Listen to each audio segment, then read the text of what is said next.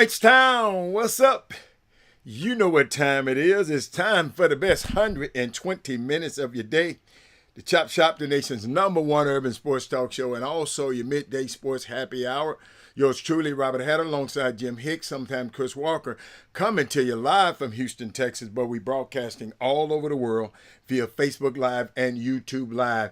And I am looking for the feed, and I don't know if it's coming through or not. Ladies and gentlemen, let me take a look over here. I just want to make sure it's coming through. Let's see over here. What I got over here? Oh my goodness. Come on, Labor Day. Labor Day. Come on, don't do it. I don't see your comments coming through. Will somebody please comment and tell me you're there? Let me see. My Facebook people, where you at? I'm going to give it a few more minutes because I think something is wrong. Come on, Labor Day. Come on, don't do it. I don't see your comments coming through. But somebody please comment and tell me you're there. Let me see. My Facebook I'm still looking. I'm still. What's up, Johnny? I see you, Johnny.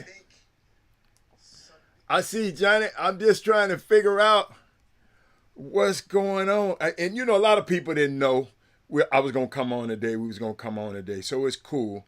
But got something to share with y'all. Let me see. It's just something is going on. He got it. Johnny Arnett got it. Let me see. And it says I'm streaming through everybody. What's up? They said I'm streaming through. Yeah. They say I'm on.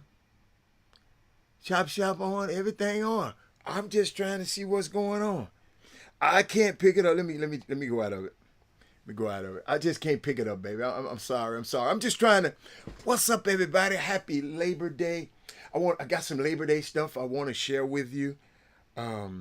Shout out to the TSU. What's up, Ricky Scott? You didn't think I was gonna be on today, did you, Rick? Yeah, I fooled you, Ricky. It's just too much going on, man. It's too much going on for me not to be on today, though. It's just too much going on. It's just, oh my God, it's just too much that happened over the weekend, and I just want to share it with you. Let me see. I'm just trying to see that I get the right thing. Let me make sure. Okay, maybe. Okay, hold up. We might be there. Ricky Scott woke me up. Let me see. Can I get to my groups? Get to my groups and share them. Let's see. I think we in there. I think we in there. Hey, I can't help if Doug cheered for them guys. You know, I'm cheering for my guys. He beat me last year. And I busted him across his head this year. You know, I wasn't in my feelings. You know, I learned about sports, and we got to just understand, y'all. Sometimes you're going to win some, and you're going to lose some. And it's okay. Share the show, everybody. I think I shared it already. Somebody talk to me. D100s, tell me what did happen to y'all over the weekend. A lot of people probably saying, how they ain't on today. Because usually I don't be on. But I'm on the West Coast, and I'm a little bit earlier. And you know, some of y'all ain't woke up yet. I want to know what happened over the weekend. Talk to me. Tell me something. Somebody give me something unique. You supposed to be in love with your PB Panthers. Let me see what my man doing today. They probably playing golf. Hold on. Wait a minute. Let me see. Hold on. Let me check. Let me see.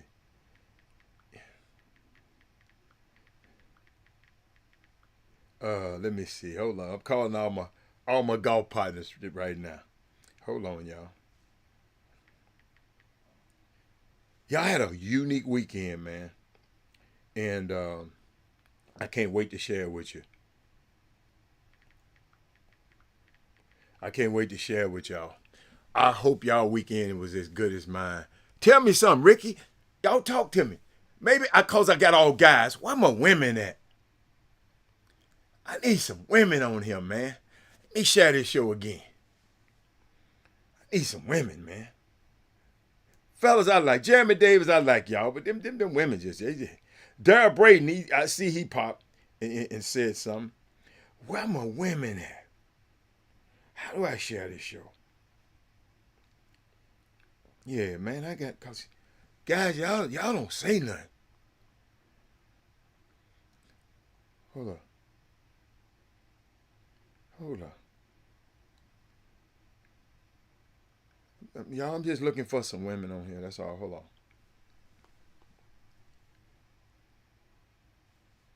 UT1, TSU1. Somebody said, no, I didn't want UT to win. I did not want UT to win, y'all. I don't like them.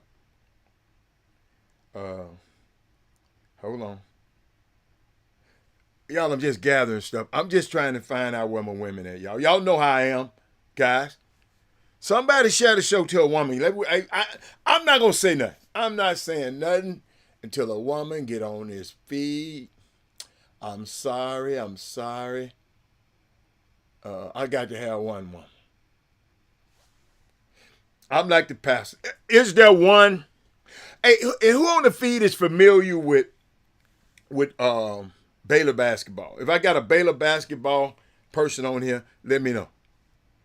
I need some Baylor basketball action right now.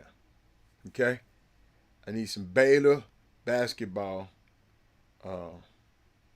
Somebody with Baylor basketball that knows something about Baylor basketball. I got something for you. Y'all help me out. Y'all know I'm still trying to find some women to be on.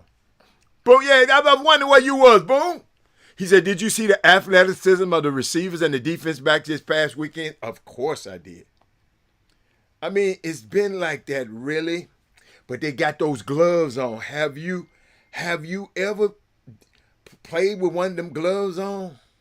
So that stuff is kind of different to me when they got them gloves on like that, Doc. Yeah, I didn't share the show. Yeah, they catching that thing with one hand, it concentrating and but those gloves make a difference, Ricky Scott. Ricky Scott, Gary Carter, have you ever had those gloves? Gary Carter, what happened to you this weekend? What did you do? I saw you out there messing with the young girls this weekend. I don't know what was going on, so I can't mention the girls. I just know some girls was playing basketball somewhere this weekend. Hey, man, my boy Doug show up no matter what. Doug. Hey, Doug. I know you got me 2 bottles of Veuve Clicquot somewhere around there. You know what I'm saying? I'm going to talk about that in a minute because Doug, somebody said you weren't going to. Let me tell you, Ricky Scott said you wasn't going to come on the show today. Doug ain't like that, Doc. Doug take a licking and keep on ticking, man. He ain't like that. He ain't like that. Jay Jackson, I got some unique stuff. Doug, I got some unique stuff to talk about today, Doug. I got a question. Who all has been by Frozen 2.0? Let me know. Doug, I know you ain't been to town too much. When you come, I know you're going to go by. But Jay Jack, somebody's told me they've been. Ricky Jackson, I know you out of town, but when you come to Houston, I need you to go by there. But shout out to what I want to do. Yesterday was the last Sunday for NFL. Last Sunday without NFL for 6 more months.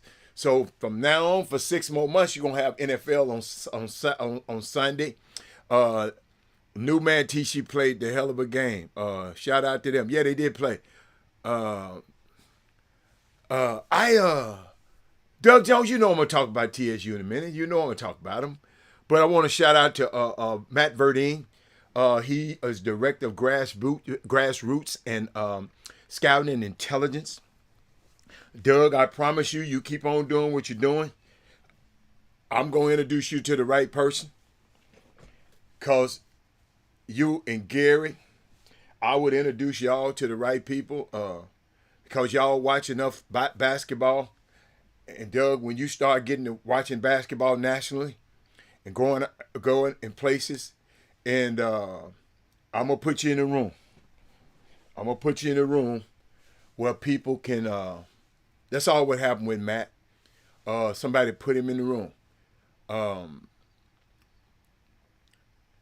That's all right. Cause you can take the game, Doug. But Doug, when I see guys like you and Gary, listen to me. Put you in the room. All right?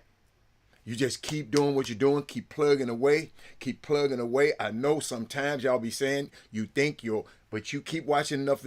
You got to understand what Matt is the director of grassroots scouting and intelligence.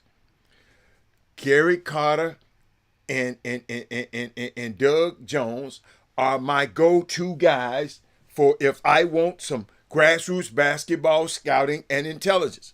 So y'all already doing the job. Matt got blessed enough to work with overtime and got to meet those guys and be around all the top guys that the pros was calling and asking questions about it and meeting the pro scouts a lot. And guess what? And built those relationships and it parlayed it into a job. You follow me? Y'all hear me? So Gary, keep doing what you're doing. Don't let these people discourage you. Don't be worried about talking about no, it ain't nobody paying you for what you work. You do this. You become so valuable. And I'm gonna tell you. You know what? I got a story for y'all. Doug and Gary, I took some notes the other day because I just been working. But I want you to know. I want you to understand this, and it's serious. And all y'all, Robert, Kara, all y'all. If I walk into your life and I value you, it will not take long for me to add value to you because I value you. If I don't value you, I will never. You would never. You would be never. I would be never be of value to you. If I don't value you, I will never be as valuable to you. You got to hear this. It's important. Please don't miss this. It's valuing you as a person that caused me to add value to you. So when I say value people, it's a win-win because I value you. I give you my best. And because you value, because you've been valued, you give me your best. Here's what I learned a long time ago. People will rise to the value you place on them. Did you hear what I just said? Chad, I couldn't be no plainer than that. Couldn't be no plainer than that, young fellas.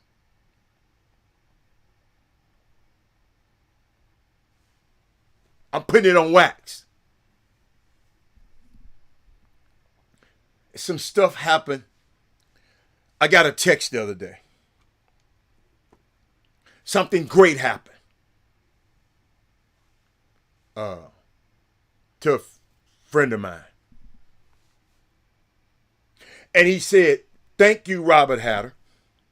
Hold on. Let me. See, sometimes y'all don't understand how relationships are. Let me find it. Hold up. Boy, we had a long. He said, "OG, you stuck out your neck for me." He said, hold on. He said, "You know why what happened to me worked so well, Mr. Hatter?" He said, "Because nobody knows what we were doing and what we were getting done and how, so they couldn't infiltrate it. Belinda. Hey, Belinda, I miss you. Where you been? Belinda, you got to hit us. Belinda, I got a phone call yesterday, and somebody said, thank you, Mr. Hatter. Thank you, Mr. Hatter. Something great happened to this young man. And he said, you know why it worked, Mr. Hatter? He said, because nobody knows what got done and how it got done, so they couldn't infiltrate it. He said, now see, we all look good. Yeah, Doug, did you hear that? He said,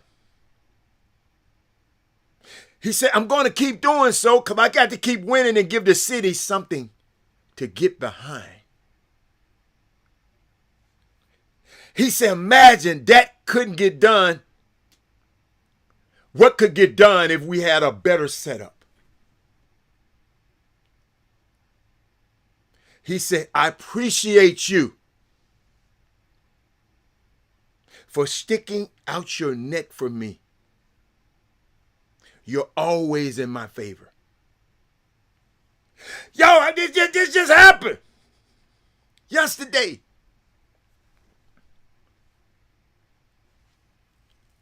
So when I tell two guys, I just mentioned y'all name, y'all need to get to work. If I ever tell you, I'm going to do it. Jug, you already know I'm going to do it. Shout out, Houston has 4 college football teams in the city playing football. Only Texas Southern won this weekend. Hold up. Let me.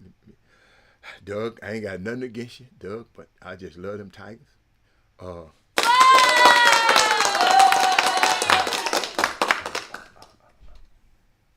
Houston Christian, who's that? Rice and University of Houston got dominated. Houston Christian the same.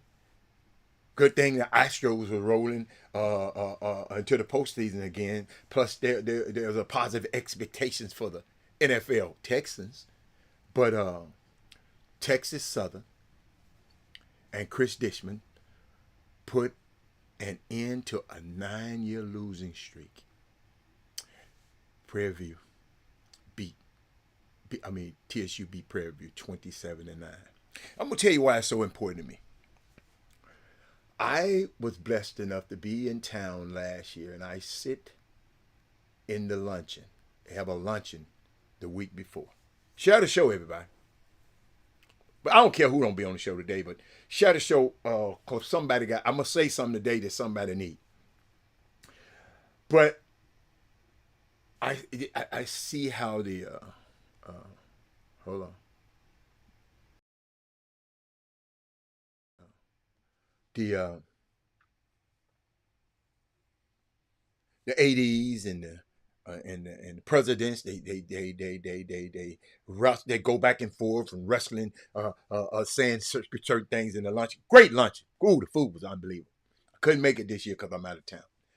But I didn't like the way they were handling TSU because Prairie View had been winning so many years in a row. Last year. So last year. I didn't go this year.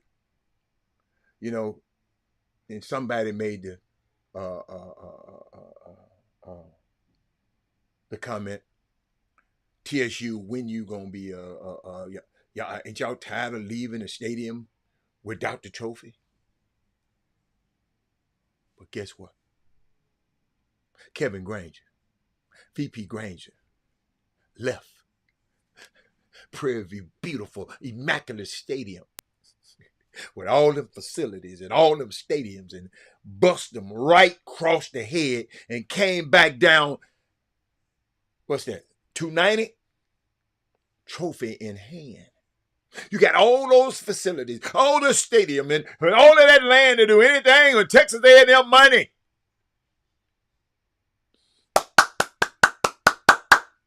And Kevin Granger decides to make a coaching change, which was unpopular. See, that's what I love about leaders. great leaders. Great leaders sometimes got to be alone. Unpopular decision. And he decided on a young man named Chris Dishman. And Chris Dishman, in just a few months,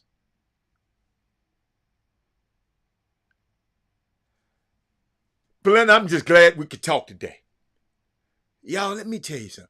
That man said, shout out to PV. Shout out to PV for what? They got beat. See, King Sticks be drinking, man. King Sticks be high as hell. He talking about shout out to PV. Shout out to PV for what? And you're right, Russell. Don't be shocked if TSU beat Rice. Because Rice got steamrolled by, who was that, Sam Houston? But y'all, Kevin Granger was much the line. People talking about the Steve McNair stuff and all that. They were going back and forth. They were going back and forth. They finally decide, Brandon Nicholson, they finally decide on Chris Dishman. Chris Dishman went and got him a quarterback. We lost the one that we had. Young fella. I can't wait to meet him. And shout out to them, man. Shout out to the fans. Shout out because TSU was in that place now. Preview too. Shout out to, yeah, you're right. PV, he said, my school, I'm rolling with him. Okay, well, we ain't talking about your school. You know, that's your school. Yeah. But they got beat this weekend, buddy. And yo, when you lose that game right there, see, that's the kind of games that get you, those are the kind of games that right there that get you new meeting rooms. And get your new get your locker rooms upgraded. Hold on. Those kind of wins right there. Let me see. It gets you new stuff. Get you new offices and meeting rooms and stuff like that. Those kind of wins, because that win is important. That win solidifies recruiting rights. I'm coming to TSU, man. PV got all them facilities up there, and they still got their head tore off.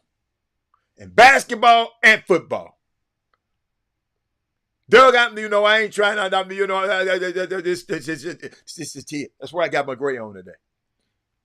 But shout out to those people, man. Shout out to the whole staff over there. Chris Dishman and all this whole staff over there. Shout out to the support team. Shout out to Kevin Granger that he getting out. Kevin Allen, who spearheading the campaign. Go get your season tickets. One game, relax. No, Chad. One game, relax. Did this man say one game and relax? You didn't say one game, relax for the last 9 years. Now it's one game, relax. So now I was about to get off the subject, but I'm back on the subject. Dude, I was about to end it until he said that. One game, relax. So guess what? Just like y'all started that streak, it's another one. Y'all wasn't worried about it? Okay, it's okay. Wait a minute. I can tell y'all wasn't worried. That's why you got boat raced. I can tell you wasn't. I can tell it didn't matter to you. I can tell you wasn't worried about it. That's why you got boat raced. Yes, that's the same Chris Dishman that played in the same opposite corner from Bubba McDowell. No, Bubba was a safety. Played with Bubba McDowell. TSU won what? The C.H. Henry Award last season. Track won. That's right. The track won the Triple Crown. Thank you, Kevin. TSU, hold up now. We winners now. Don't get it twisted. But I sit there and loud. Y'all got to realize, I sit there and just chat and just said, okay, TSU, Pre-V was just beating the hell out of us, the C.D. Henry Award. They was just beating the hell out of us. And when TSU win, now, it's just one game. No, it ain't no one game to me. Hey, what Chatterbox said? Hit the victory music. Hey man, I ain't gonna say I'm excited. I'm excited. But I still got to share something with y'all, and y'all help me. This on Labor Day, cause I got some Labor Day stuff I want to share with y'all. But I want to get this out of the way. You never hear no one telling. Y'all help me. Because I got some smart people on this film. I never hear nobody on social media, Facebook and all that, telling white people not to vote. KJ Cooper, that's his name, the new quarterback. Kevin, you remember, at the spring game, he couldn't play, but he was there. And I went and told you, man, I saw that quarterback. I saw the quarterback. But y'all, I got a question. Somebody help me. This one wasn't coaching, no, I don't think he was coaching nowhere at first. Hey, now I ain't got to worry about Prairie View. Y'all can win out. I want y'all to win every game now. My Prairie View fan, y'all can win every game y'all want to now. Till you met with my boys again. Prairie View, y'all, Prairie View. Robert Hatter gonna be down there cheering with y'all. I'm gonna come for your homecomings. I'm gonna come for all of that. But I just can't. I don't want you to be TSU no more. That's all. Yep. Kimball Anders is the running back coach. Thank you, John Arnett. But y'all, I was thinking about that. I got a question. Danny Green, the Green Machine. Danny Green, the Green Machine. I'm going to talk about him tomorrow. I ain't want to talk too much because they ain't in school today. I'm going to talk about them some more tomorrow. This is just Labor Day, and I just want to talk to y'all a little bit. No. Chad, let me tell you something. Chad, Bubba is my dude. I'm not going to let you stop me from coming to support Bubba. I just didn't want Bubba to win this game. See, Chad, unlike you talking about, I go and support and pay for a foursome to play in y'all's golf tournament. Chad, that benefits y'all football team. Chad, where? I didn't see you. I've been going there for 3 years. I haven't seen you there, Chad. The fueling station. See, that's the only thing I miss about being home. Because I want to go to the fueling station next week. Kevin Frank, I need to get somebody. Because Kevin Allen, I need somebody to FaceTime me from the fueling station tomorrow. Because I just got to see. I know it's going to be lit. Chad, I don't ever see you. Chad, I know you went to school there. But Robert Hatter go to the golf tournament and play in the golf tournament every year. So don't you tell me about, hold up. If I had my golf bag in here, I'll show you some of my goodies that I got at the thing. Kevin Freeman, when all my people come up there, you make sure football team come up there, you make sure I talk to the football. I don't care what time it is in the morning. I'm going to get up for y'all. But I got a question, and ain't nobody answering it. Have y'all ever heard on social media,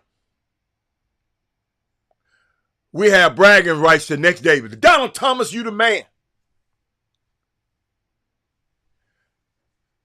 Charles Barkley, golf swing. Boy, you were older. Hold on, let me find my golf swing. Hold on. Wait a minute. That man said, I got to come. Hold on.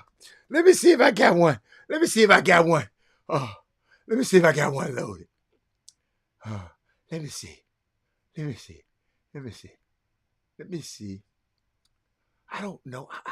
I might have one. Let me see. Hold up. Let me see. Hold up.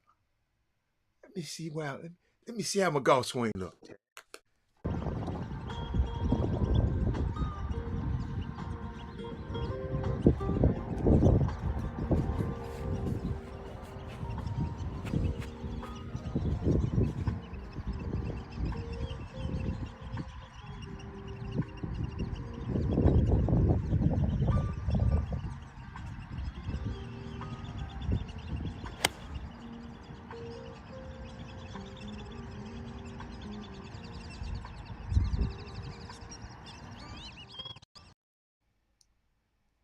Chad, everything that I do it well, bro. Everything that I do it well, bro. If I decide to do it, hey, that man said I got Charles Barkley in his best days couldn't swing a club like that. So, yeah, y'all, I had to bust him right in his mouth. Come on here talking about everything I do. If I was to come and coach a basketball team against you right now, I'll tear your head off, and I let you have first pick. Messing with the wrong one. But I got a question. Have y'all ever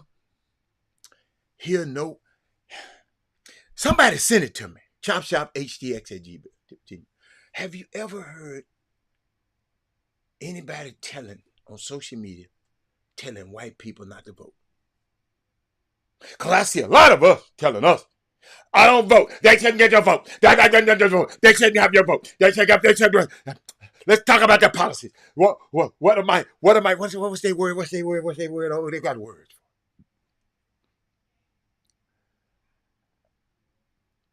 I mean about it. Not once have I ever seen a white people advocating for other white people not to vote.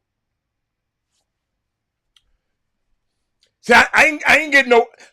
It's a yes or no question. Have you ever heard of it? You ever heard of it? I just want to know. Boy, ain't nobody saying nothing to me. Talk to me, man.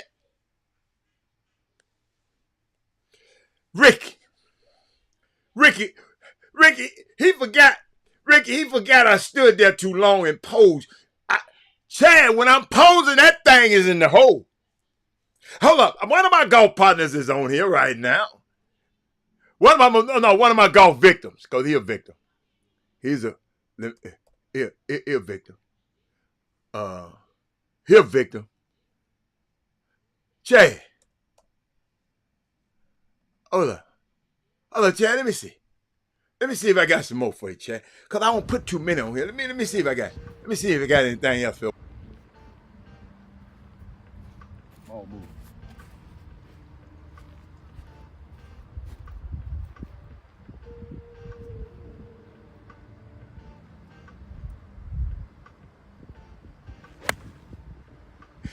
Chad, I got my silk sucker pants on that day, Chad.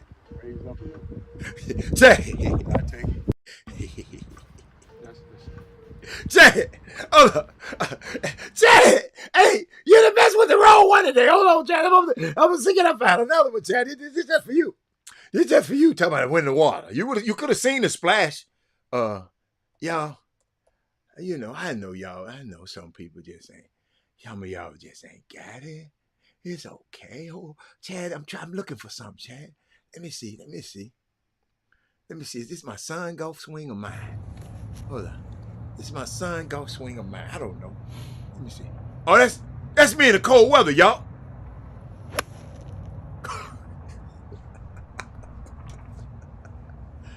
It don't matter if it's cold weather.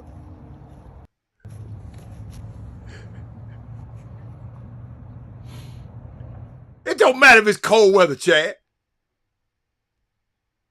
Messing with the wrong one, buddy. Ricky Scott. You better tell him. Let me keep going. Ricky Scott. Didn't nobody say nothing. Okay, y'all. I guess y'all some of them. Y'all some of them people. I'm listening. See.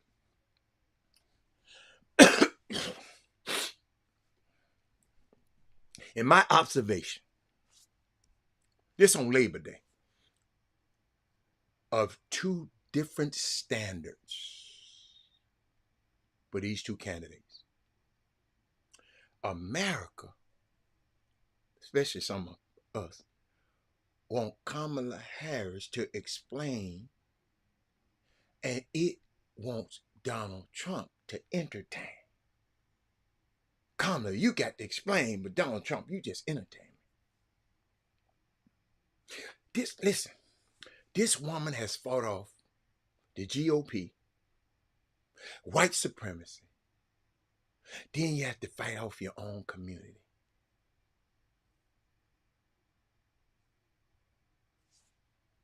That's just something to make you say,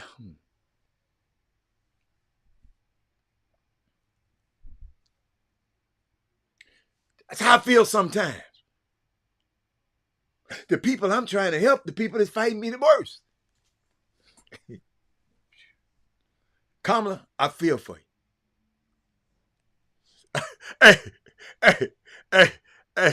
Hey, Ola, boom. Hey, Chad, this for you right here. Chad, this for you right here. But hold on, let me keep going. Let me go. I got stuff. I got a question. Did anybody see Coco Gauff this weekend? Get her head tore off yesterday. Got a question. Does she need to fire her team? Because she was going at it with them all week. It was visible. I had some people up there. It was tension all the way around.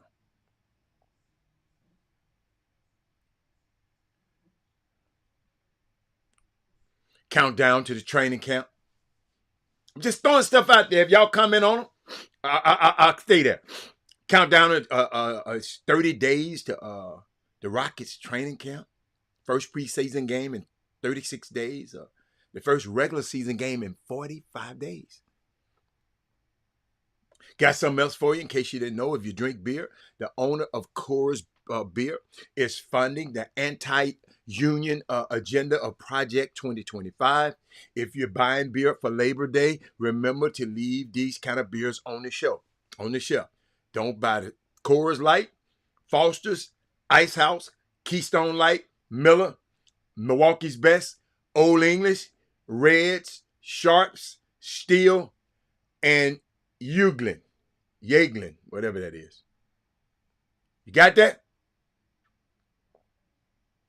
Got that? Got something for summer basketball, grassroots basketball. I got something to share with y'all. But if anybody on here watch Baylor basketball, I need some Baylor who knows some of the players on Baylor. Because one of these dudes had a dunk in practice the other day. I just want to know who he was. It's number 7. I don't know if they gave the numbers out already. Let me look on Baylor's site. Y'all, let me tell you something. That boy, let me see Baylor. Let me see if they gave the numbers out already. Baylor basketball. Men's basketball. And y'all don't like Baylor. Okay, I got you. I got you. I understand. It's crazy stuff. I'm just trying to find the roster. I should have pushed the roster. Push the roster. Huh?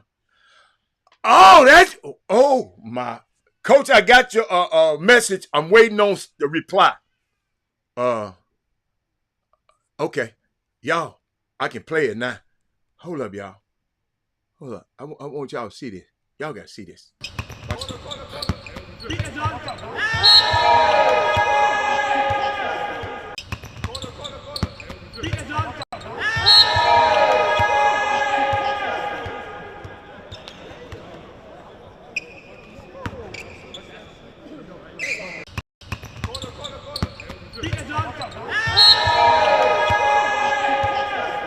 Did y'all see that? That man took that thing from over here to around this dude's body and bagged him in the rim. And that's his own teammate. Imagine what he'll do to you.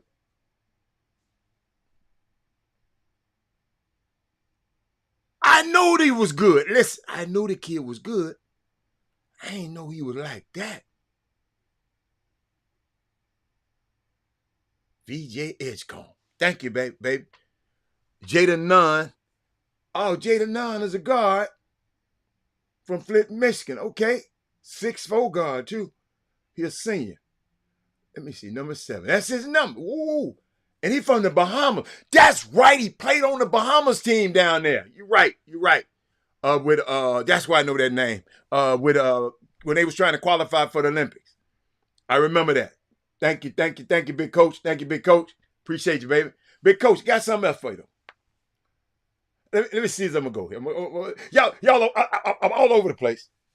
But shout out to Frozen 2.0. Make sure you go by there. Right 4711 Cleburne, right across the street from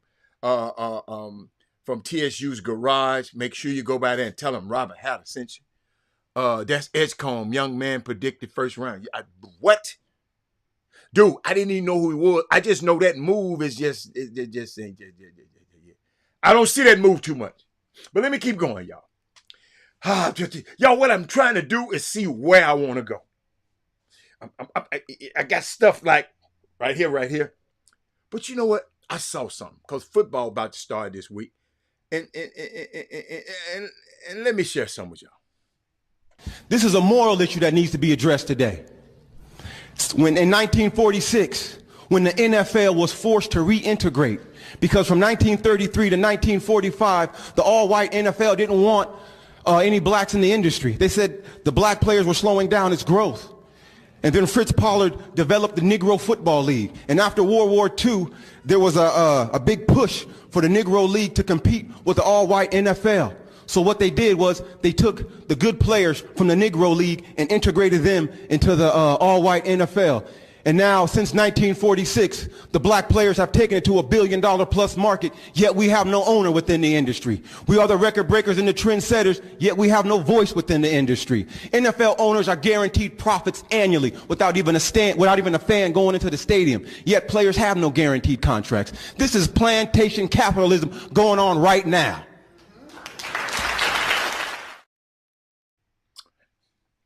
To my most educated audience, what y'all think? And just to be fair, many institutions are like this. We are still not awake enough to take it in what is being shared. And unfortunately, until we all wake up, get organized, and put some support in it, it will remain the same. Y'all know how I feel about this industry. I've told y'all I love this industry. I made the money off of this industry also. But when they did them guys like that for the CTE, when they found the NFL negligent in helping these players and their disabilities, and they had to pay billions of dollars out to these families of these players. And when they go for their cognitive tests, they were flunking all the black players, saying that their brain wasn't that good in the beginning, so their cognitive decline really wasn't that great, so we don't have to pay them. And they kept it and prolonged it. Some of them players died. And it just didn't sit well with me. Share the show, y'all.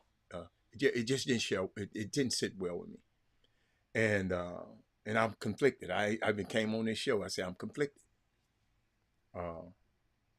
I know there's a league that make a whole lot of black millionaires, more black millionaires than any other American industry. But I have to give you this information. The same thing happened.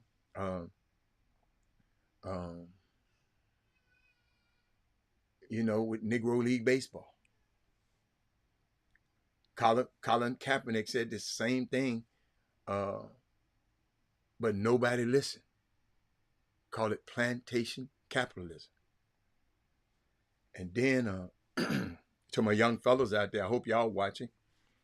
Young basketball players, basketball season about to start. And listen to me right now because you got time. Got this information from Nolan Richardson. Guy, Google him.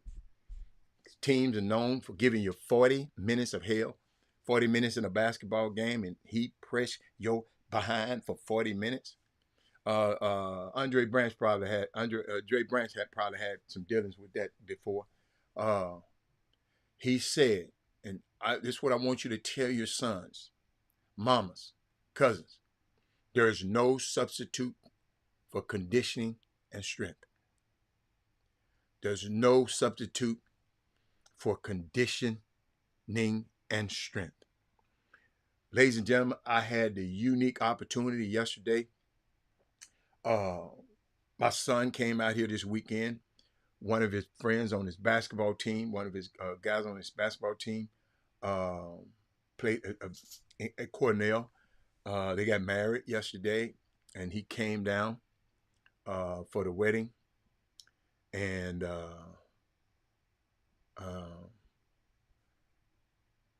they played basketball before the wedding.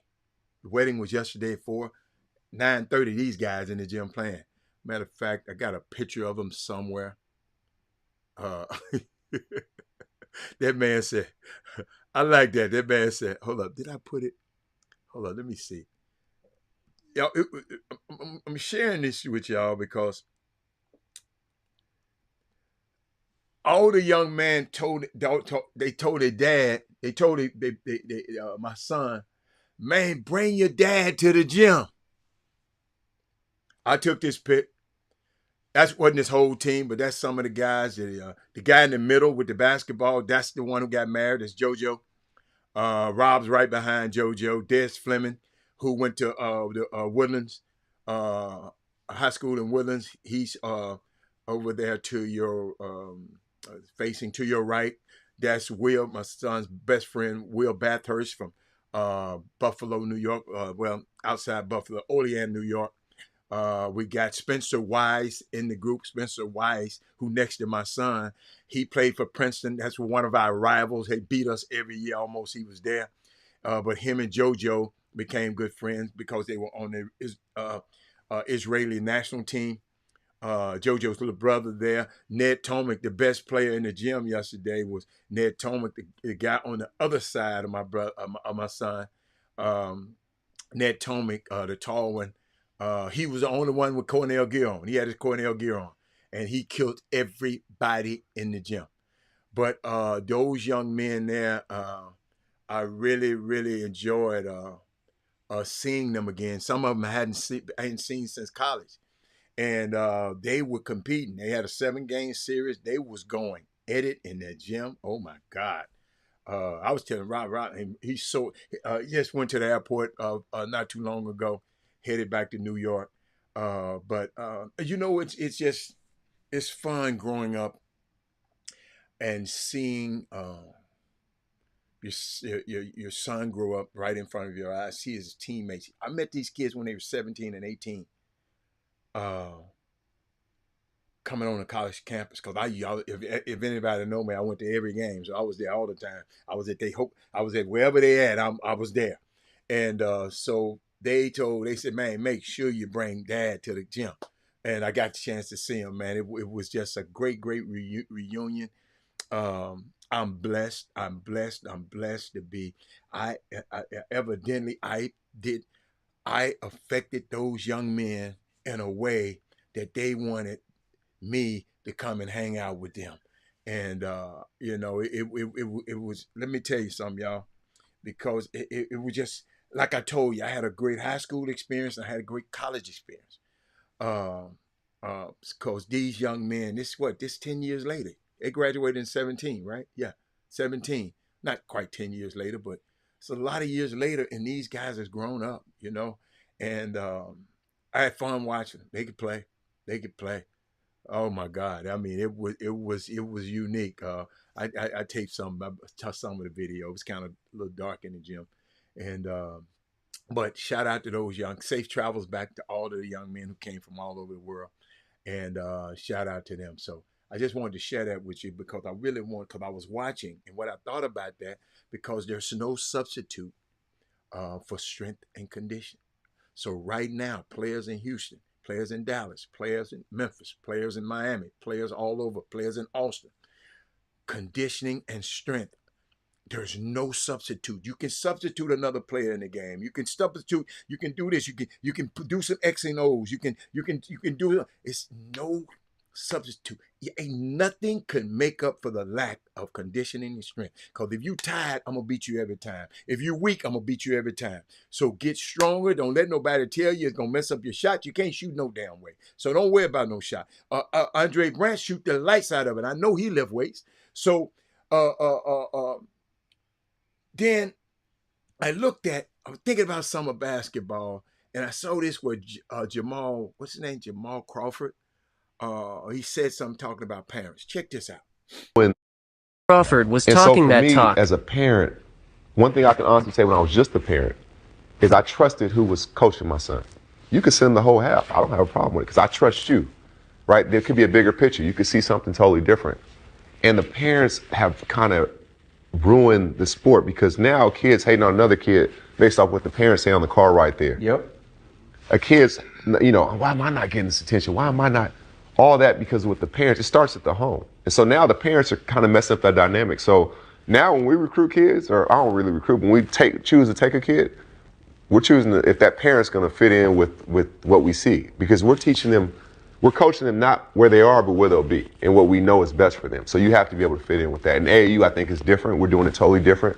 But shout out to the Rotary program. They've always done it that way. Man, that's dope. Yeah. Well, I got to ask you, like, you heard the players that I love. That get out the way. Yeah, that's you. Give me the ball. Jamal Crawford was And so talking for that me, talk. Crawford was and so- talking. What y'all think about that? Talk to me. What do y'all think about that? Why play for a team when you don't trust the coach? I don't like the coach.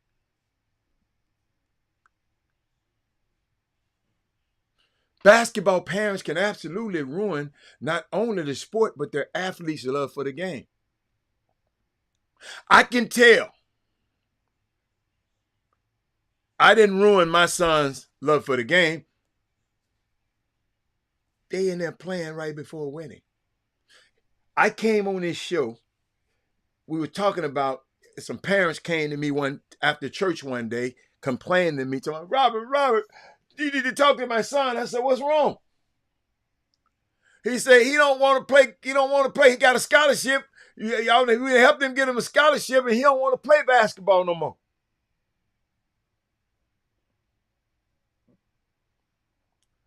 I said, parent, ain't nothing you can do, man. That man don't want to play no more. His mind been made up. He done packed emotionally a long time ago. He done packed. When he make the physical act of not going and showing up for the team, that means he don't want to. So that day, some parents kept talking. So I said, hold up. I text my son in real time. Share the show, because it's some powerful stuff. I text him in real time and said, Anissa, I said, hey, wait a minute. What did I ask him? I said, did you ever think about quitting basketball? He said, heck no. You know we don't never quit. I said, okay.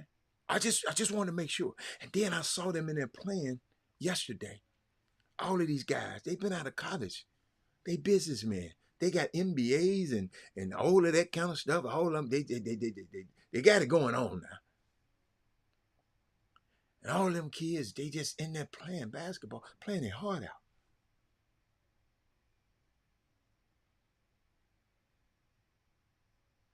Robert had me laughing. Dad, it is different going to millionaires' weddings. JoJo family, they're very, very wealthy. He said they had everything. It wasn't no running out of nothing. And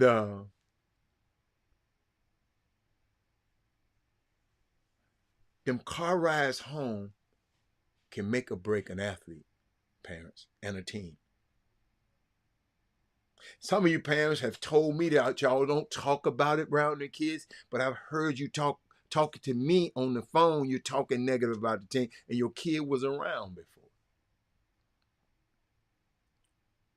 Kids be listening, y'all.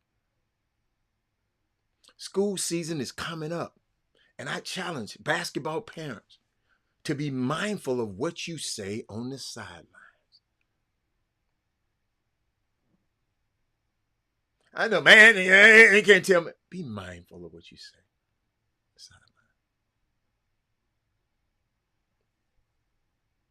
Y'all, I'm telling you, I used to sit away from everybody when my son played. Because I know I'm up there hyped. Anisha, I'm up there hyped, this. But I don't bother nobody. I ain't talking about nobody's kid. All I'm worried about, I had the point guard. Dude, you got to play every game. Be mindful of what you say on I'm giving y'all time. Understand that what you say in the car ride actually matters. Why can't you speak some positive stuff on the way home in the car instead of tweeting about people?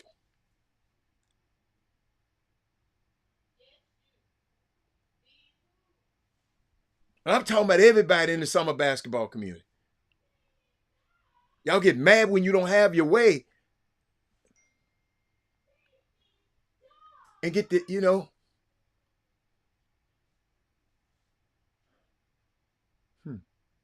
it's interesting. Take a second to stop blaming everyone else and take a look at the performance of your own athlete. Golly. Man, y'all quiet on me today. Ivan Pettit. Ivan Pettit Jr. right here. This man right here, right? This young man played against my son in high school. They were rivals. But I always supported his son, and he always supported my son, his dad. We were friends. Dirk Minifield, same way. I can't say that about all these dads, but them two right there.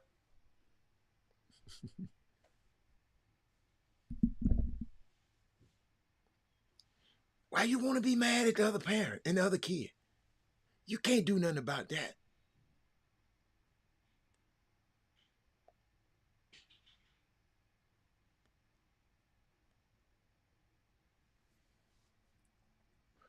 Let's find out some things that we can do to help fix this, to make AAU better, summer basketball better. And I told you, I'm taking the bullets for you. They tweeting about me because I'm fighting for y'all. But I'm going to keep fighting for y'all. Because I wish I had somebody. I wish if y'all ever wonder why I do this? Because it's not profitable. Because I got people mad at me in summer basketball right now. And we're going to handle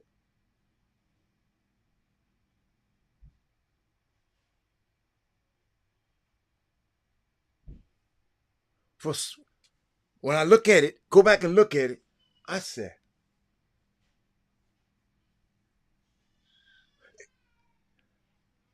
that wasn't no good friendship anyway. See, sometimes, y'all, it takes, as long as you taking her to the mall, you going buying stuff, everything is good. Once you say, no, no, then things change. I'm sitting there thinking about these young women. Y'all got to hear me on this one. South Carolina University. Dawn Staley is the coach. And I know she hotter than catfish grease right now.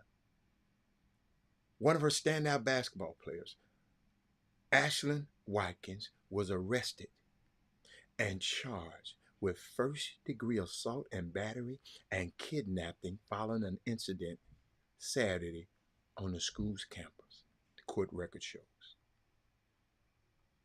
See that? Look, watch it. In case y'all didn't know, that man said, "We are connected for life. Your son was my favorite point guard. Nobody could stay in front of him." Hey, they couldn't stay in front of him yesterday either, man.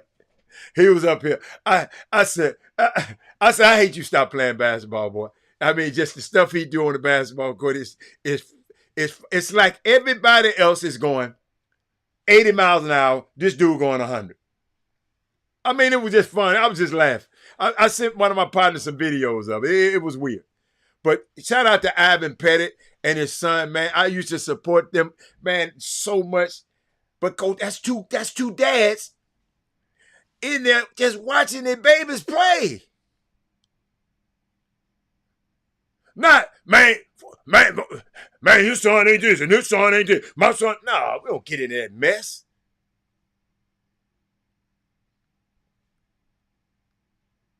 Never got into that mess. But let me keep going. This girl was arrested, man.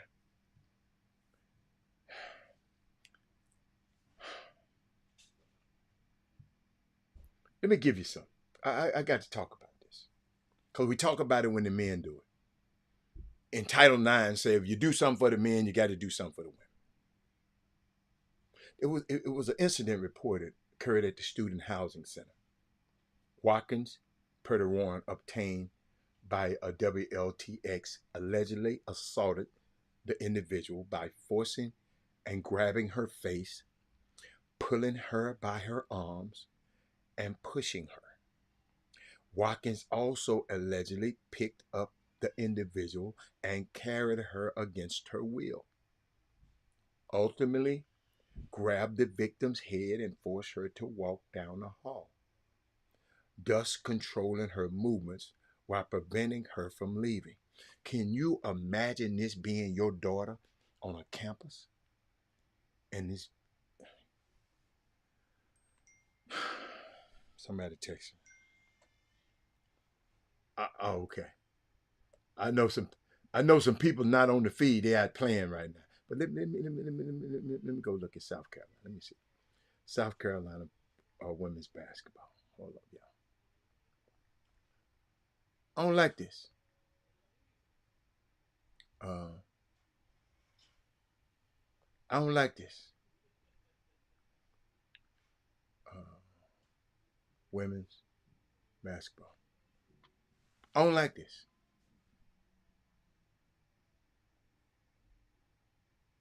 I can't condone it. I just can't.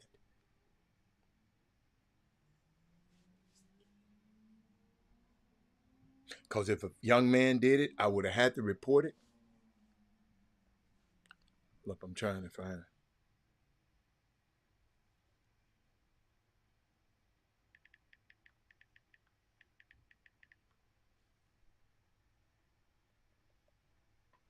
Trying to pull up their roster. For some reason, stuff ain't pulling up fast enough for me. Come on, y'all playing around, man. Come on.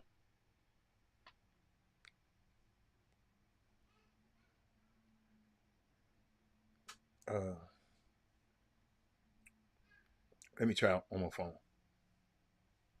Because I want to make a point.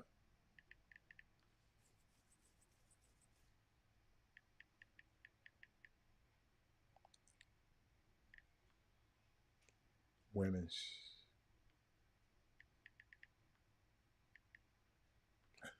All right, let me see. I'm explaining the point to you in a minute when I get to the roster.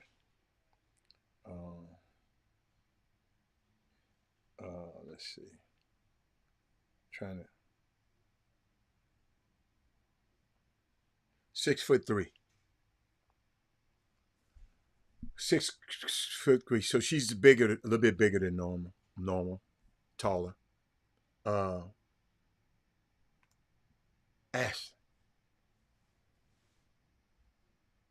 The individual allegedly escaped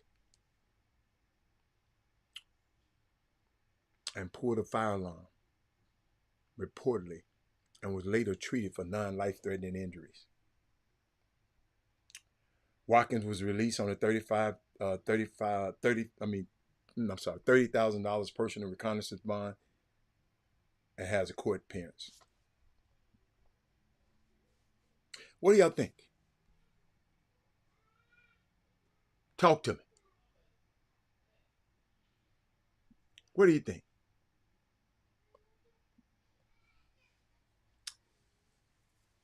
Shout out to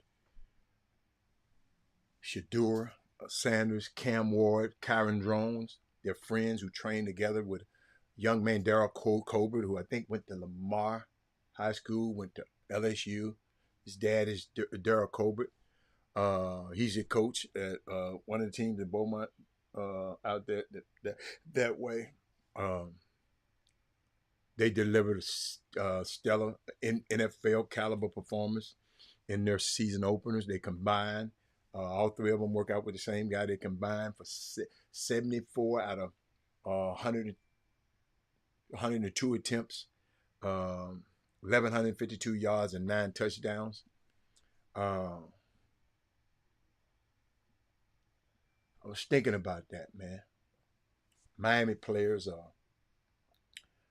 they walked into Florida's recruiting section after they win last night. And they were greeting each other because they know each other.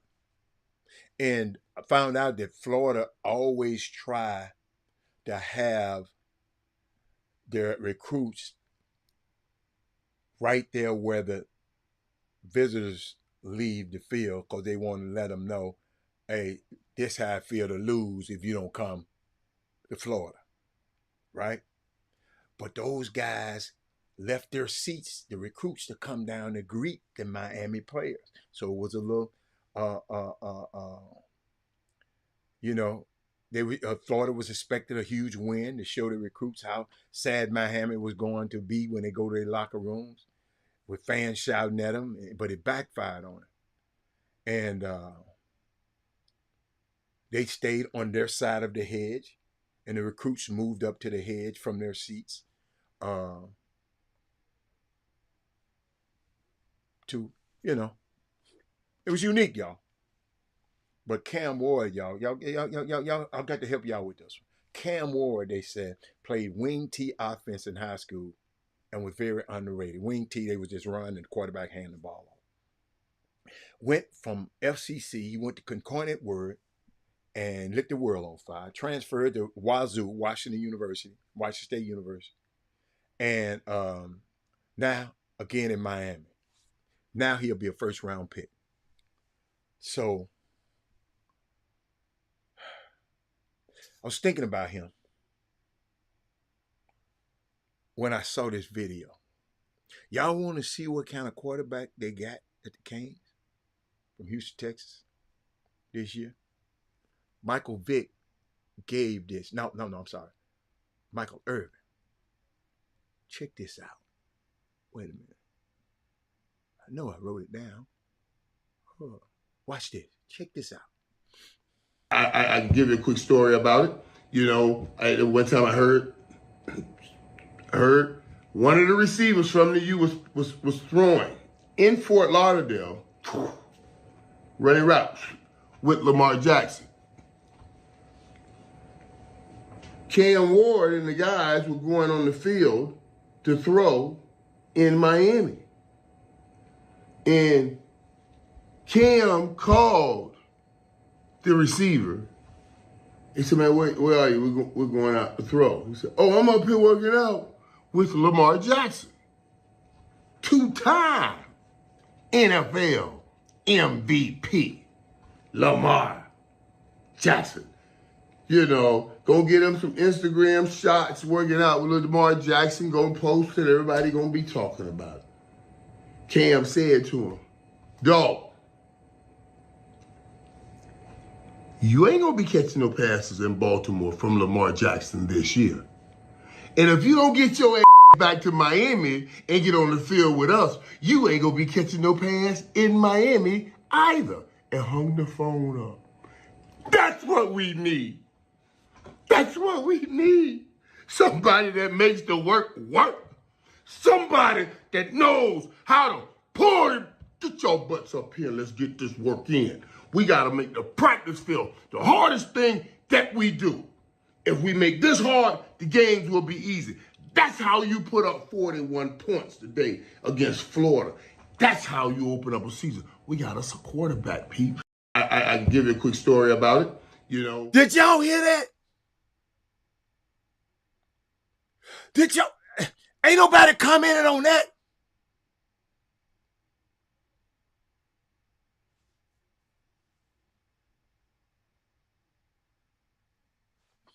Did y'all hear that? This the same Cam Ward who got on Shedeur and said, man, you wasn't playing hard enough. You wasn't working out hard enough today. Him and Shedeur, they work out in the summer. Dude, you ain't working out hard enough, man. You wasn't impressive to me today. Cam Ward, man. That Cam Ward. Dude. I don't even think some people don't even understand. That's what separates you. Shout out to his parents. But let me tell you something. That's him. Because a parent can parent you all you want to. You got to choose. So, and Mr. Hardiman, help me out here.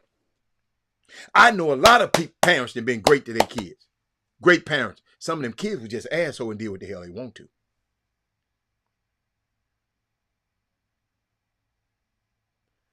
Cam Ward, listen to his parents. That's the most important thing. You can parent all you want to. If that kid don't get it and that kid don't listen, what you say as a parent don't mean nothing.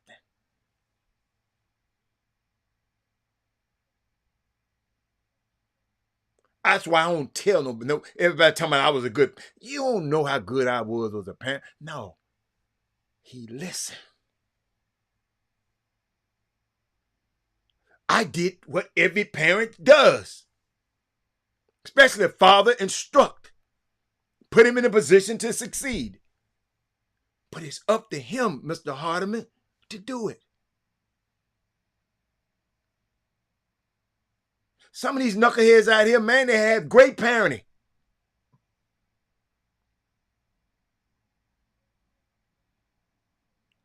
But I ain't blaming the parents for this one. Cam Ward had to want to be a leader, man.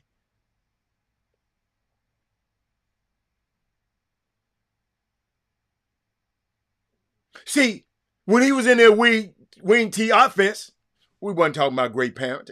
When he was at Incarnate Word, we weren't talking about great parenting. When we were, so Cam Ward, thank God his parents were there for him. But Cam Ward, somewhere, Cam Ward listened to his parents. That's the key. I hope somebody got that one right there. We blame parents for this, and we blame parents for that. Sometimes it's these knucklehead ass kids. But shout out to Shedeur. Man, Shedeur made a play the other day, and y'all got to help me. I want y'all to watch this with me.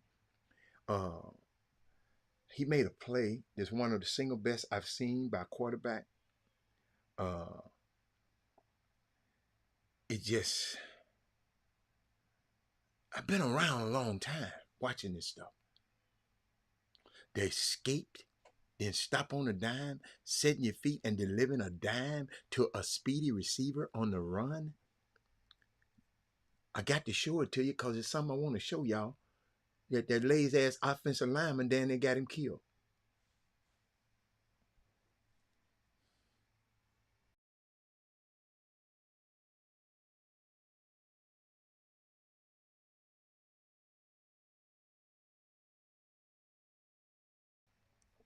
I'm going to pause it right there, right? I'm going to pause it right there, all right? Shedeur an escape. I want y'all to keep looking in the right-hand side. If you got a big screen, you're real good. Because I'm going to piece it. I'm going to give it a little bit more. All right, he gone. So he got this guy, right? He done got him. But This lineman directly behind, I wish I can point this lineman back. I wish I can point to him. Let me bring this over here. I'm going to bring this over here. This dude right here. Here's lineman right there, if you can see me. That dude right there, right? He got his damn back turned. But it's a guy up here. Wait a minute. Here, right there, right? Let me go way up there. Here,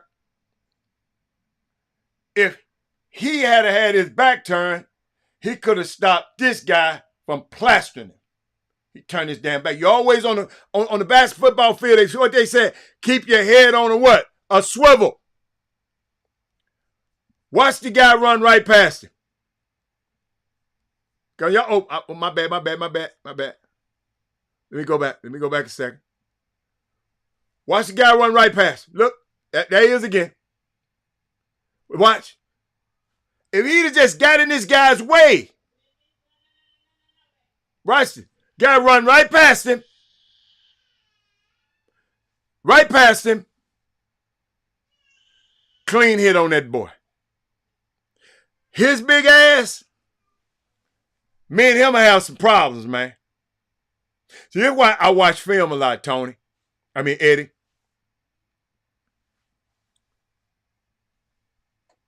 Hey, you see that?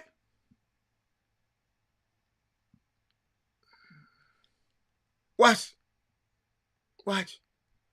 He just quit. I hope that wasn't that big old freshman. It looked like that 77. Let me go back. Let me make sure it ain't his big ass. Hold on. Cause much jewelry, much NIL money they gave him. Hold on. Let me see what's in him. Hold on. Let me see.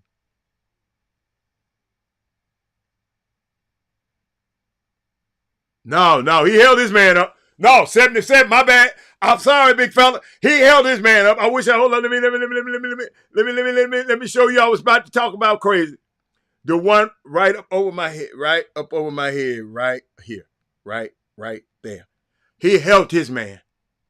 He turned around and found him and got in between his man and Shedeur. Watch it again. Y'all, I love it. See, okay, that's him. He's the left tackle on the blind side. Number 55 got around him. Shedeur got around that. He got around, but he stayed with 55. Stayed with him. Said, no, you ain't getting back in that play. Stay with him. The other guy quit on the play. I got to find out who that is. See, y'all, I'm sorry, y'all. I be looking at stuff like that, man. Got that boy killed, man. Got that boy killed. I told y'all I had something for y'all today. Did anybody talk about that on TV? Because I didn't see. But I did want to tell y'all, Travis Hunter, young man. Look at Uncle Robert right here. I need you to hear me right now. Okay? The top wide receivers making $35 million a year. The top defensive back is making $21 million a year. Travis, you better focus on being a wide receiver, and do some just spot nickel packages and third and long. I'm just trying to tell you, $35 million is different from $21 million. I don't know if nobody else gonna tell you that, right? FBS quarterbacks with 400 yards passing and 40 TDs in back-to-back season openers in the last 20 years, it ain't been but two. Patrick Mahomes and Shedeur Sanders. That's it. So, one of the reasons I wanted to come on today, is anybody still there? What's up, Reg? Reg, you just in time. Reg, I'm going to give you something to give to your friend. I'm going to tell you the truth. I forgot it was a holiday. Because when your head is down and you're doing the work, it's not labor. Because you love what you do. I was thinking about my ancestors and who didn't have a choice but to get up and work. I was thinking about not having a choice to get up and what a blessing it is to wake up and without having an alarm clock. I don't have an alarm clock. I got one on my phone. People will look at it and say, you work so much, but it's joy to me. The things I've been working on out here with a team of great people, it gives me chills. The brilliance of the team that I have, it's a labor of love. This is what it's all about. Tears come to my eyes, y'all, on how much gratitude there is to be in a space when you get to imagine and make mistakes. I made a lot of mistakes trying to figure out where we are going next. My ancestors didn't have a choice. They had to be precise and do exactly what was told or else. And without the threat of an lash or the threat of death, the greatness that we can create, y'all, we've created a lot of greatness.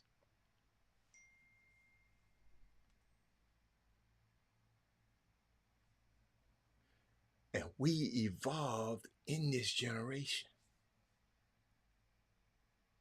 The lash and the torture, just the horrors of trauma. We can also create in love.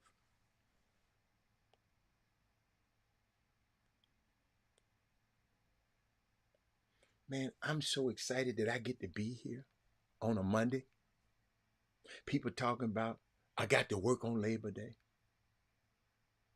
I got to do some this morning thinking about what I'm going to talk about. This is the work. I was thinking about the classes I sit in on Cornell's campus and the classes I sit in on Harvard's campus when I was visiting my son. Y'all, when I used to go in these people's classes, man.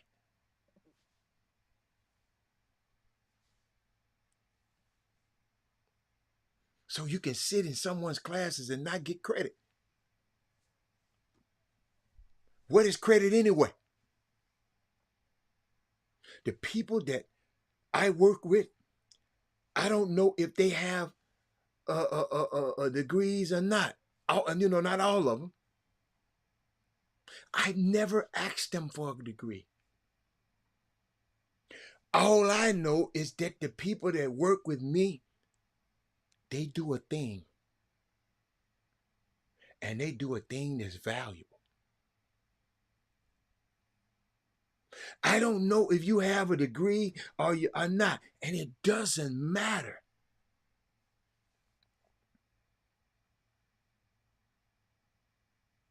Now that I ain't going to work in corporate America, so y'all better get a degree.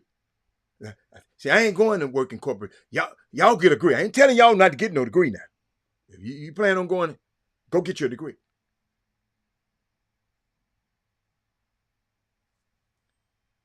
And don't stay there for 7 to 8 years fumbling around talking about changing majors too in college. Because nobody has ever asked me for my major. My GPA, my minor, you're spending extra money for what? Unless you are into sciences and engineering or something specific that you need to know, get out quickly and get into the workplace and find yourself. Can you do the job?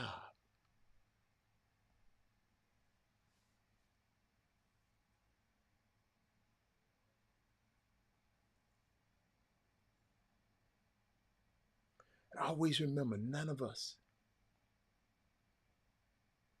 make history by ourselves. Y'all, this is one of the longest running shows like this. Everybody who tried a show like this, they quit.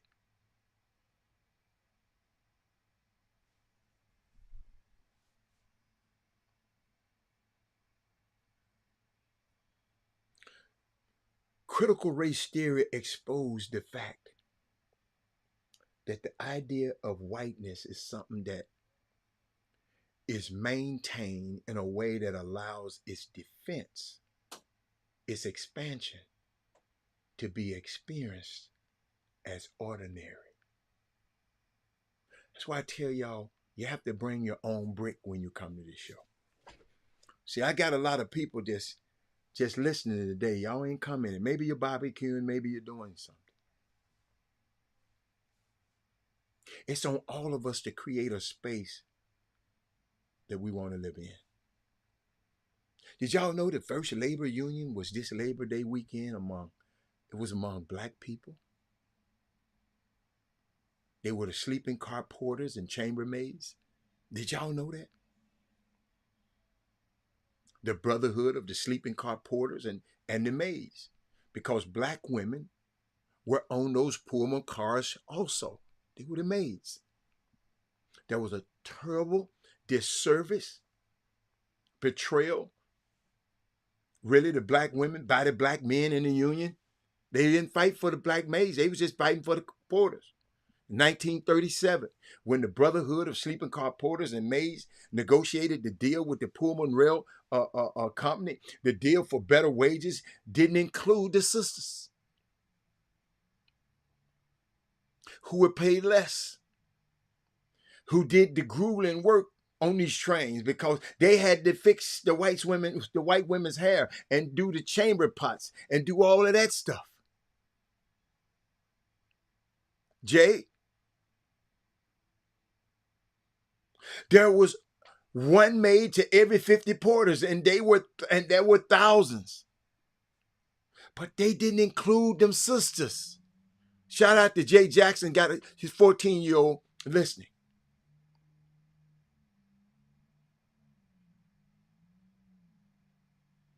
In fact, in 1937, they dropped the maids from the name of the Brotherhood of Sleeping Car Porters, which was a betrayal. It used to be the porters and the maids. They dropped the name because that's all I hear when I see books and read books about it. They talk about the porters, the sleeping car porters.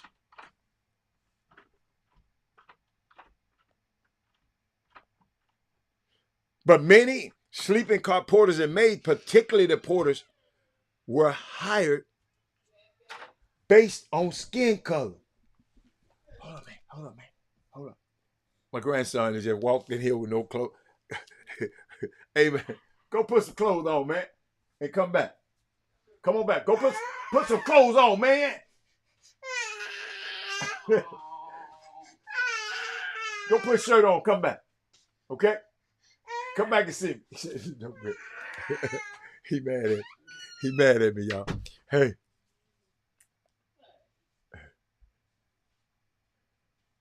Y'all got me?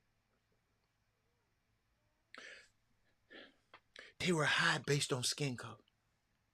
Do you think the lighter skinned porters and the darker skinned porters were preferred?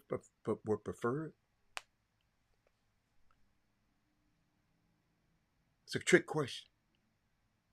The darker skins were preferred. It's almost counterintuitive. George Pullman, let me tell y'all about old George Pullman, had the first rail car in 1868, I believe. All of this got to do with Labor Day.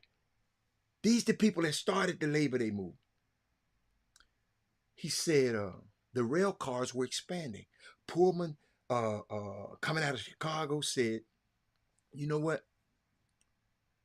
Give me 2 of these railroad cars, and I'm going to trick them out so that the rich can ride like they live. Instead of riding regular, the rich gonna ride in the tricked out Pullman cars, right? And the thing caught on like wildfire. Very shortly, the Pullman car became associated with traveling luxury and the rich. Did y'all know this? What is that? Cornelius Vanderbilt, railroad baron. Baldwin, the railroad baron. Randolph, the railroad baron. George Pullman said, since at your house, you have all these N-words cleaning up, we're going to give you a traveling Negro. Did y'all know this?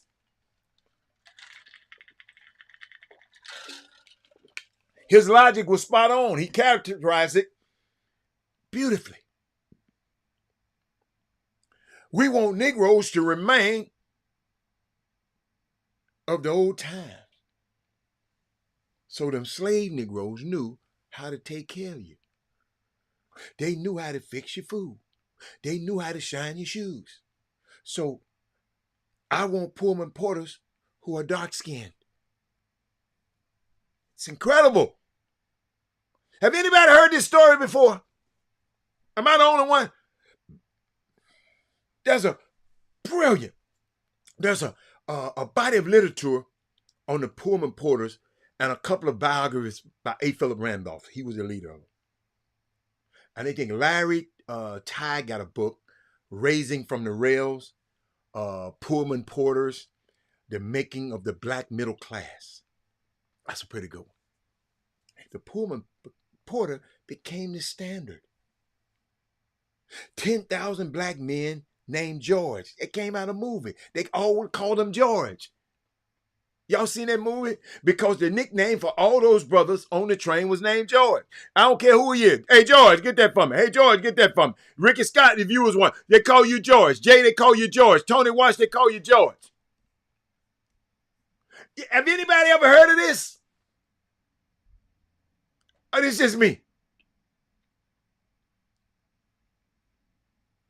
And the name was George. Why? As in George Pullman.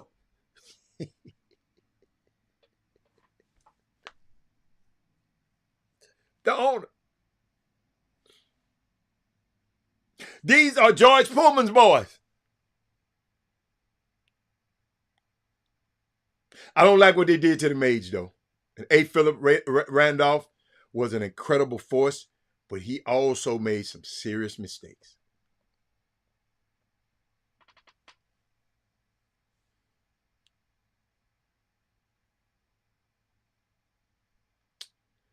In Larry Tyree's book, Larry Tye's, I think it's Tyree. Yeah, Tye. His book, Raising from the Rails, the Pullman Porter. I love the way he opened the book. I got to share that with you. He said the most influential black man in America for the 100 years following the Civil War was a figure no one knew. He was not named the educated W.E.B. Du Bois. He was not Booker T. Washington. Although both were inspired by this man, he was not the one black to appear in more movies than Harry Belafonte and Sidney Poitier. He discovered the North Pole alongside Admiral Peary. He helped give birth to the blues. He launched the Montgomery bus boycott that sparked the civil rights movement and tapped Martin Luther King to lead both. The most influential black man in America was a Pullman porter, Matthew Henson. He worked on the railroad. Elijah McCoy on the railroad figured out an invention that allowed for the free circulation of oil to keep the engine running. And it was so brilliant that Eli McCoy, a Pullman porter, they realized that this guy was so brilliant. As inventors came up, that he made them, and then the patent. They had to figure out, is this yours or the real McCoy? Let me repeat that again.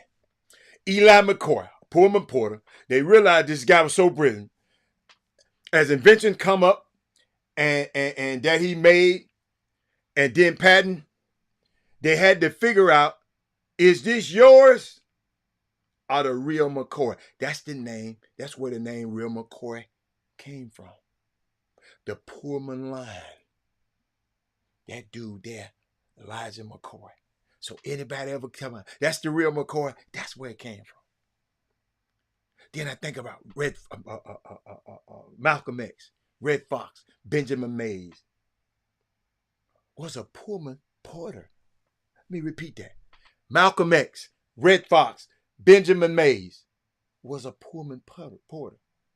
Larry Ty documents all of this. This book came out in 2004.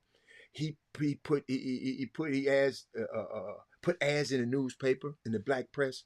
He went out to talk to people. He was able to interview 40 Pullman porters. He said the youngest one was 80, and the oldest was over 100 years old. See, this is the research this guy did. This is the irony of Labor Day holiday.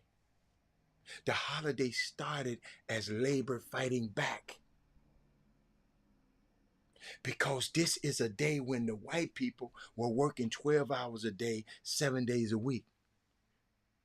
Children were laboring in the mine.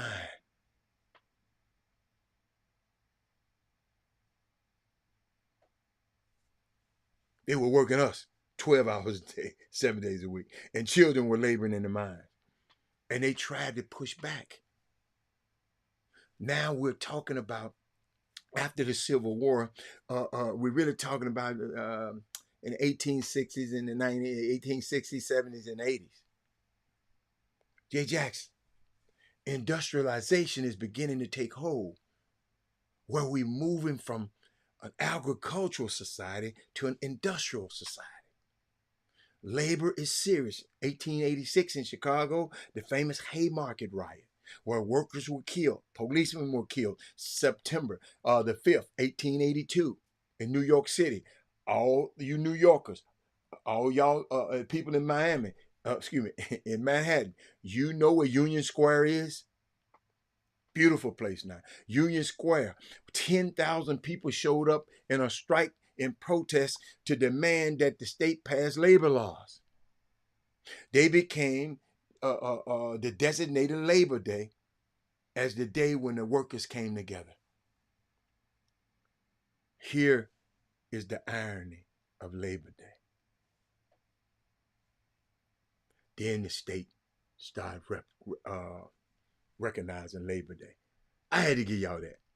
I thought, I mean, I've been had that in, y'all don't know I've been had that in me. But I want to talk about Coco Gauff one more time before I get off the air. Listen to me, y'all. Y'all got to hear me on this one. She had 19 double faults, her most ever, in a high-level match like that. Tour-level match on the tour. It was a performance that had most of us who play tennis or watch tennis. I ain't never double faulted 19 times in a match. And I ain't no pro. She could not execute. And I was wondering if she was going to look at that match at Wimbledon, because the same girl beat her at Wimbledon. And she did. And I was wondering, did she learn anything? Had a different strategy. But she double faulted so many times. If you don't know what double faulted means, you get two serves. You get two serves to make one good serve. So you missed the first one, you get a second. And the second one, you take a little bit off of that one so you can get it in. She was just trying to hit it just as hard because the girl was hitting that damn ball over there so fast at her.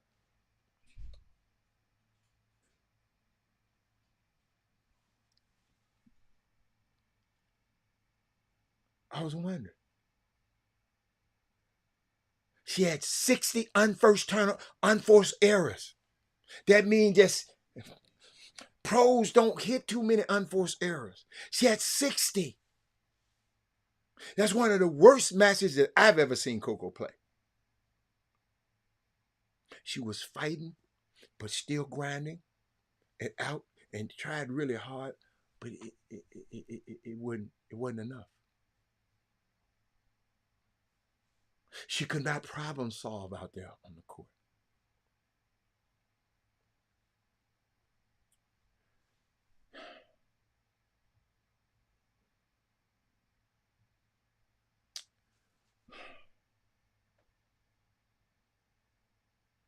There was visible tension.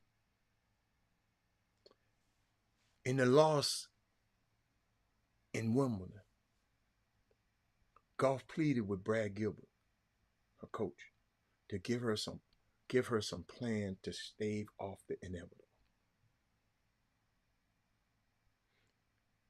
In the win earlier this week, she chided Gilbert and everyone else in the box to stop talking to her. She told her mama, and everybody, just shut the hell up.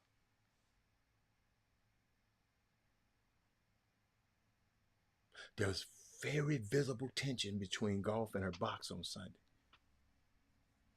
But long-lasting relationships between coaches and players have become increasingly rare. She need to get rid of the mama, the dad. Not as if the mama and daddy working for her. She need to alter that relationship. The mama frowns up too much for me.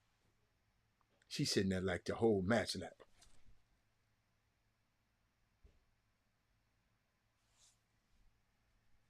Maybe she's just evil. Maybe she's just like that.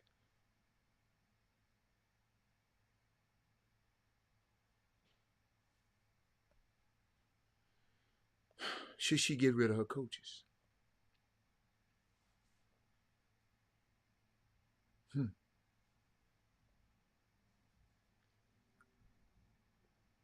Should she? Should she change teams? NCAA report, they're considering a 5th year of eligibility in all sports while keeping their red shirts, eliminating the national letter of intent, and more. NCAA, they saying this old model don't work no more. But I saw something. I think I'll get into that tomorrow because it's going to take me a little bit more time. But I did want to share something with y'all. And I shared it earlier with my young fellas, with 2 of my young fellas, Jay. And Jay, we got to realize this, Jay. If you walk into if I walk into your life and I value you, it will not take long for me to add value to you because I value you. If I don't value you, I will never, it will never be as valuable to you. If I don't value it, it won't be of value to you. Please don't miss that. If I don't value you, it wouldn't be of value to you. It's valuing you as a person that causes me to go add value to you.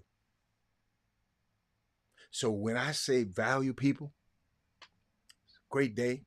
You know you're finna be with your families. It's a win-win because if I value you, I give you my best. And because you have been valuable, you give me your best. Here's what I learned a long time ago. People will rise to the value you place on them. Need your kids to hear that.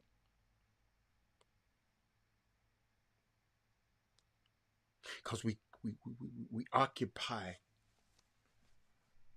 a culture of convenience. People have embraced the bare minimum, doing an iota more than what is required for so many. Is exasperating. We have come to lower our standards to such a level that doing what is expected is tolerated. An invoice will come quicker than a volunteer. Oh my God.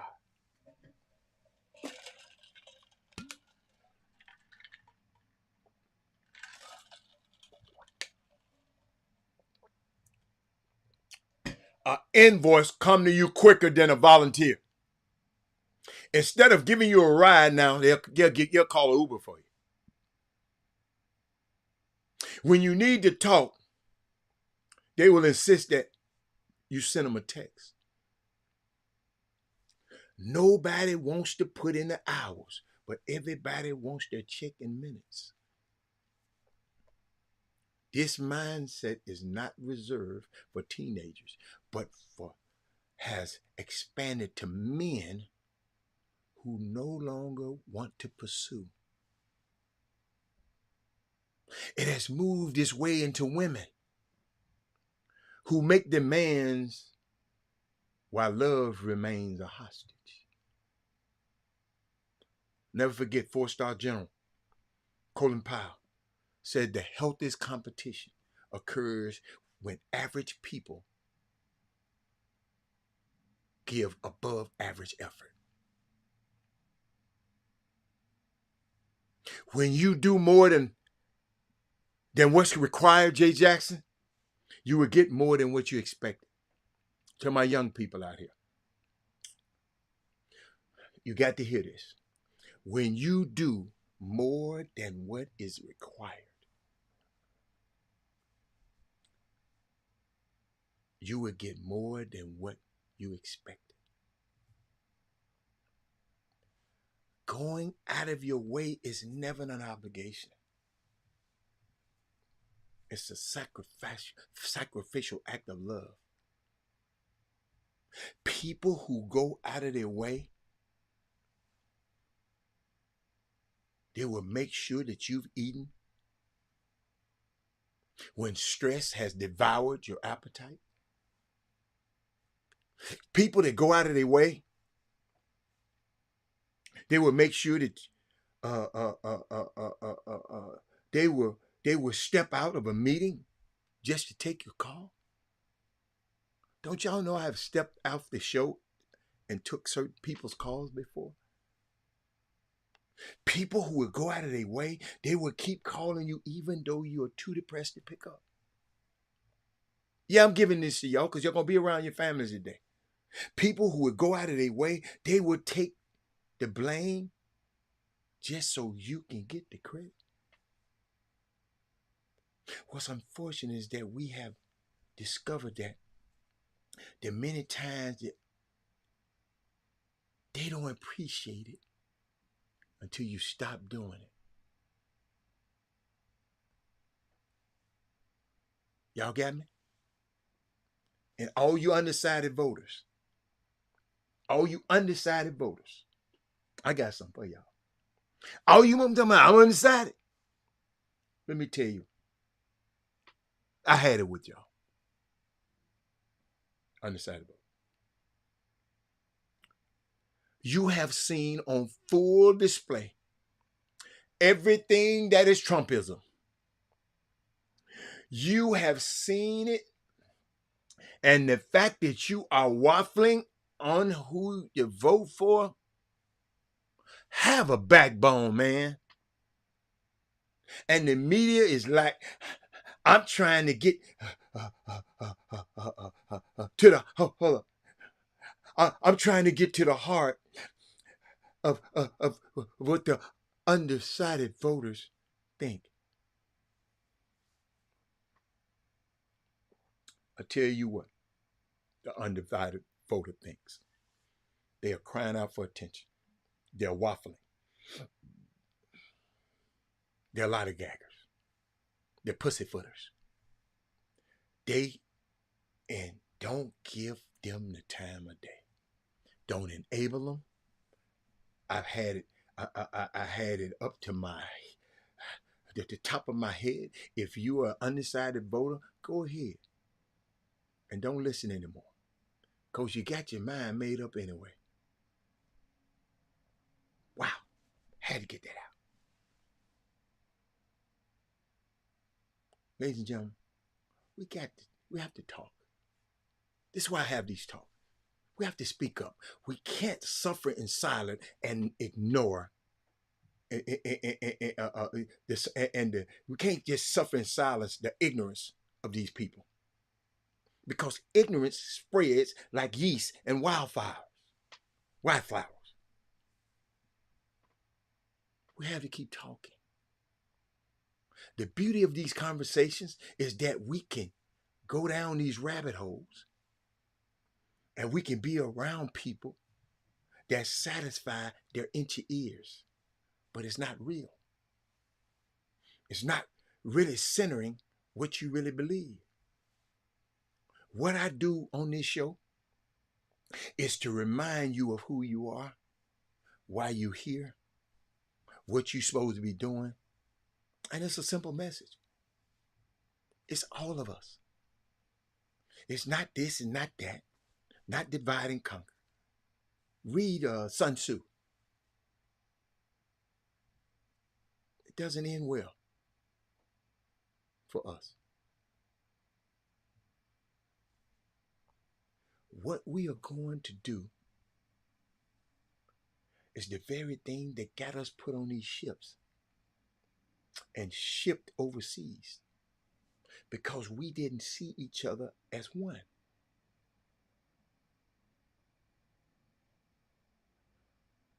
We're not doing this again.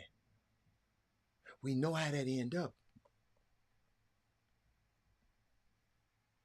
History didn't end well for us in that. And one more thing before I get out of here. Politicians are not your friends.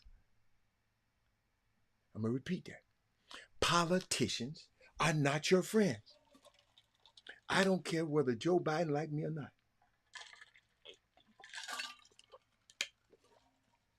Or whether you like him. He's a tool. Let's use him. He is going to do everything. He's not going to do everything you want him to do. Hell no. Nobody. You ain't going to do everything nobody tell you to do. But if you are going to use that as a standard, why aren't you fighting the United States of America then? They ain't doing nothing they said they was going to do. If you want to be uninformed, just say so. Just tell me. If you want to tune out, just say so. Because this social structure we live in CNN and MSNBC and The View and all of them, they put Leonard McKelvey, Charlemagne the God, on television and saying, what do you think about the black politics today? That should tell you right there all you need to know about the social structure you're living in. If you want to depend on the social structure, to let them guide how you move through the world, then you have lost your rabbit ass mind. But guess what? I'm going to help you restore it. Because the delivery system, this show, is here. And we can unblock you so that your natural intellect and capacity will take over. This is a poison season. You will respond to fresh water. Summer basketball. I keep telling y'all that water analogy. You will respond to fresh water, and that's how we resolve this. We just got to keep pouring fresh water. I got to keep giving you this fresh information. I got to keep. We don't get in the dirty water no more. Let's not get in the muddy pool of summer basketball. If y'all see something bad and see something happening and see something crazy in the summer basketball community, get away from that program. Get away from them people. Guess what? I'll help you find another program. And they say, okay, Leonard, you can take a little bit, and this is what we're doing, the Charlemagne the God. Say, yeah, okay, Leonard, you can take a little bit. Could you take a little bit of that dirt out of that water? That's what some of people are saying. It still got too much grit in it. Can you take a little bit more out of it? Take just a little bit more out of it. Now, wait a minute. Did you pee in this water? Please don't do that. Don't pee in the water, Leonard. Charlemagne. Give me another glass. Let me taste it again. That's what we're doing. And here is all of this fresh water all around you, and you're arguing with somebody at a mud pool about whether they peed in the water. No, we good. We need to come out of that water, y'all. And I'm going to share this again tomorrow because there's some people need to hear this. But in the meantime, I'm not going into that water and drink it with you. I'm just letting you know that. I'm going to drink this clean water over here. This whole, I'm going to drink this. And I'm going to show you where it is. And to all of them people that are following you into that pool, look, bro, why don't y'all come over here with us? Come on in, the water's fine. I'm going to remind y'all tomorrow, Joe Biden is not your friend. No politician is your friend. If they are your friend, that's a bonus, but you should not be relying on somebody else, whether somebody else is your friend or whether you like them or not, for your political analysis. You have to do something. Be it resolved. Once you have contemplated, once you thought, once you have experienced and listened and had discussions and arguments and debates, we can agree to agree. And then we resolve to do something. The children are not in charge. We are supposed to be in charge. Too many generations of silent witnesses. Not enough active doers. Let's do something. Robert had it out of here as soon as I find my thing. I'm out. Love y'all. See y'all tomorrow. Happy Labor Day. I'm going to get my grandson. I'm out.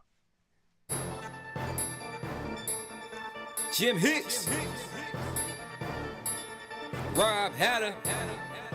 You are now tuned in to the Chop Shop. I'm Retro. Let's get it. We in the Chop Shop. We live in the Chop Shop. We talking sports talk. We live in the Chop Shop.